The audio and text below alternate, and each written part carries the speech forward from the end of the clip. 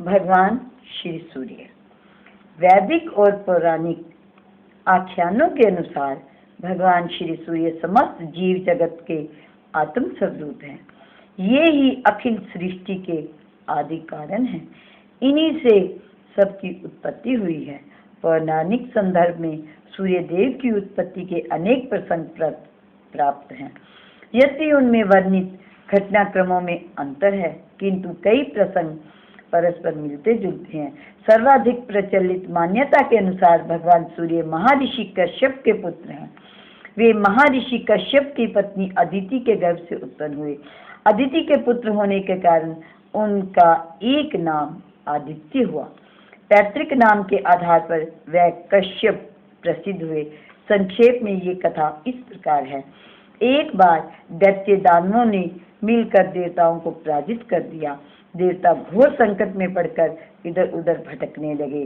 देव माता अदिति इस हार से दुखी होकर भगवान सूर्य की उपासना करने लगी। भगवान सूर्य प्रसन्न होकर अदिति के समक्ष प्रकट हुए। उन्होंने अदिति से कहा, देवी तुम चिंता त्याग दो, मैं तुम्हारी इच्छा पूर्ण करूंगा तथा अपने 1000वें अंश से तुम्हारे उदर से प्रकट होकर तेरे पुत्रों की रक्षा करूंगा। इतना कहकर भगवान सूर्य अंतर ध्यान हो गए। कुछ समय के पश्चात देवी अदिति गर्भवती हुई। संतान के प्रति मोह और मंगल कामना से अदिति अनेक प्रकार के व्रत उपासना करने लगी। महर्षि कश्यप ने कहा, अदिति तुम गर्भवती हो, तुम्हें अपने शरीर को सुखी और पुष्ट रखना चाहिए। तुम्हारा कैसा विवेक है कि इस व्रत उपासना के द्वारा अपने ही गर्भ को नष्ट करने पर तुली हुई हो। अदिति ने कहा, स्वामी आप चिंता न करें, मेरी रक्षा साक्षात सूर्य शक्ति का प्रसाद है। यह सदा अविनाशी है। समय आने पर अदिति ने सूर्य का प्रकटे हुआ और बाद में देवताओं के नायक बने। उन्होंने देव शत्रु असुरों का संहार किया। प्रजापति विश्वकर्मा ने उन्हें हर तरह से सुयोग्य मानकर अपनी पुत्री संज्ञा के साथ उनका विवाह कर दिया।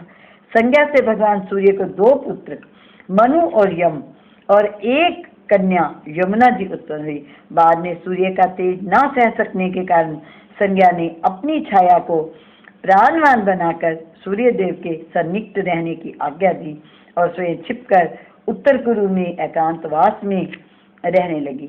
छाया ने भी कालांतर में 3 संतानों को जन्म दिया। 2 पुत्र सावर्णी मनु और शनि तथा एक पुत्री तप्ती ताप्ती नदी। भगवान सूर्य के परिवार की विस्तृत कथा भविष्य मत्स्य पद्म ब्रह्म मार्कंडेय तथा साम पुराण में वर्णित है। ब्रह्मा विष्णु महेश आदि देव गणों का बिना साधना एवं भगवत कृपा के प्रत्यक्ष दर्शन होना संभव नहीं है।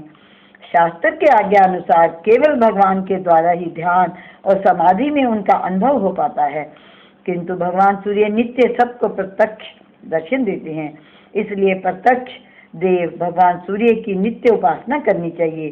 वैदिक सूक्तों पुराणों तथा आगम आदि ग्रंथों में भगवान सूर्य की नित्य आराधना करने का निर्देश है। मंत्र महोदधि तथा विद्यावन में भगवान सूर्य 2 प्रकार के मंत्र मिलते हैं। प्रथम ओम घृण सूर्य आदित्याय ओम तथा द्वितीय ओम ही घृणय सूर्य आदित्य श्री ही महम लक्ष्मी प्रयच्छे। भगवान सूर्य के अर्घदान की विशेष महत्ता है।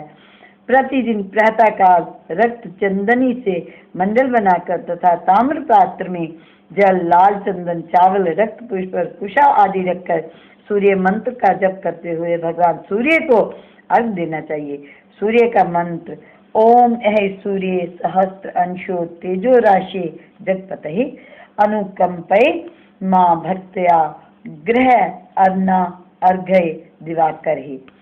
अर्घदान से प्रसन्न होकर भगवान सूर्य आयु आरोग्य धन धान्य यश विद्या सौभाग्य मुक्ति सब कुछ प्रदान करते हैं।